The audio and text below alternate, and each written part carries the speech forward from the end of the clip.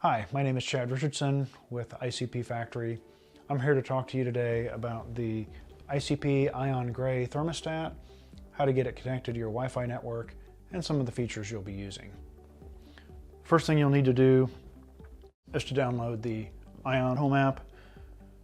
If you do not have an account, you'll need to sign up for an account, which is here. And you can go here, create the account, enter your information, password, username, and once you get through that process, you can begin the process of connecting your thermostat to your account and to your network. Once you've logged in, you can see that we've not yet added a device to the account. So we'll select Add a Device. We want Smart Thermostat. We'll select that. Follow the instructions on the screen. In this case, we have scan a QR code. There's a QR code on the back of the thermostat. There's also one on the hang tag that was on the thermostat in the box. And there's also a QR code on the installation instructions that are in the box with the thermostat. One of those three things you can scan. However, if you don't have any of those, you can select I don't have a QR code, and the app will then start scanning for a Bluetooth signal being broadcast by the thermostat. Now, if this has been installed for some time and the installer is no longer there to help you, there are a couple of ways to get the thermostat to broadcast so that you can connect to the app. If you touch and hold the mode and fan button together for 10 seconds,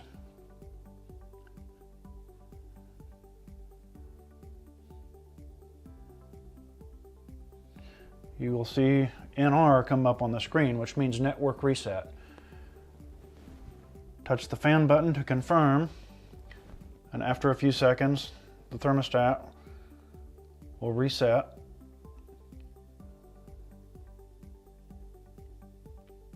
You'll see the double dashes and the blinking blue light, which means it's broadcasting Bluetooth. So then you can select, I don't have a QR code. The app is searching. It's locating the thermostat, connecting. This takes just a few moments. Next, you'll want to add a name for this thermostat. If you've got multiple systems in your house, you want to make sure to give it a name that makes sense. So in this case, this thermostat is located in the dining room, so I'll call this one Dining Room.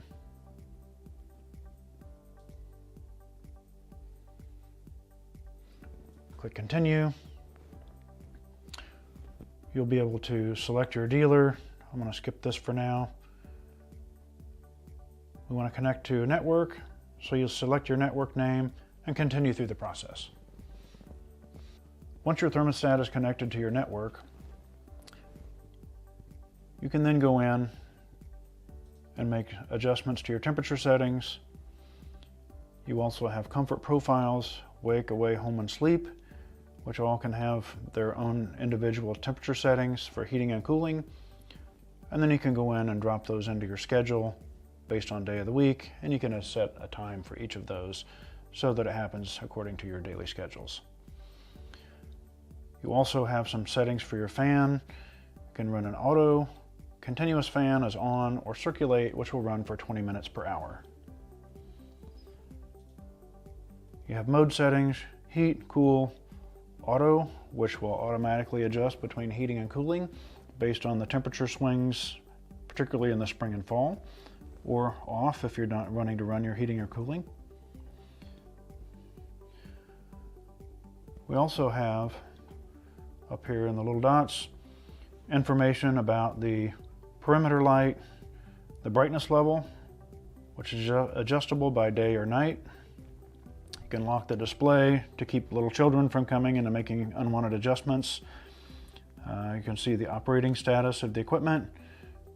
Here gives you an overview. You can see dealer information and notification preferences. So if you want reminders, you can switch those on or off.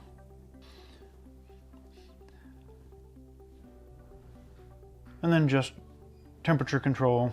You can make adjustments if you're running this in a non-programmable mode. Now that your thermostat's been installed and configured, if you have any questions, please contact your installing contractor or the customer care center, and they'll be happy to answer any questions you might have.